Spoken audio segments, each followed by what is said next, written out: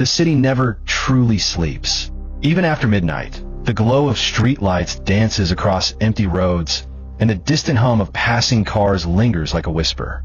On one quiet September evening, 28-year-old Daniel Reeves drove through those same streets, unaware that each turn he took was leading him closer to his final moment.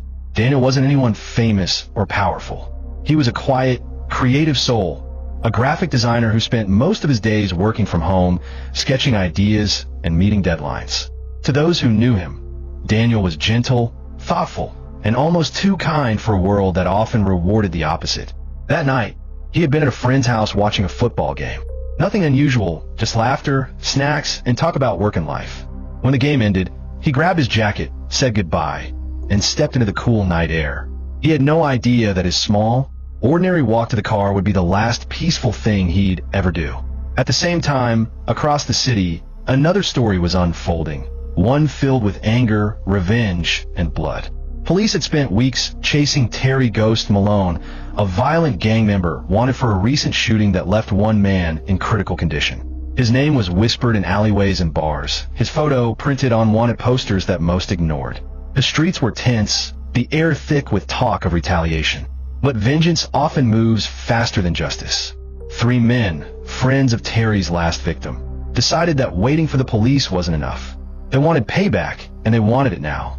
Rumor had it that Terry drove a silver sedan, wore a black hoodie, and often circled through the Brooklyn Avenue area late at night. It was a vague description, far too vague, but anger doesn't care about details. And as fate would have it, Daniel Reeves drove a silver car.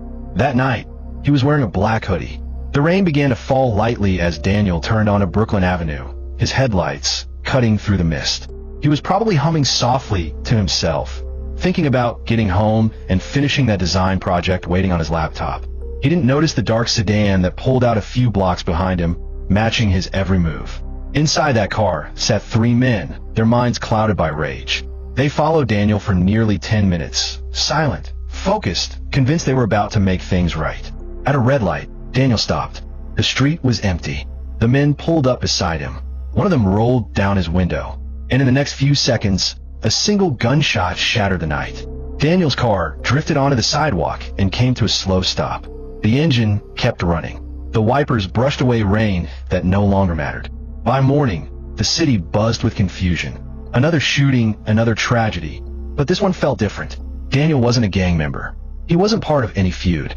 He was an innocent man whose only mistake was existing in the wrong place at the wrong time. Detectives quickly gathered security footage from nearby stores.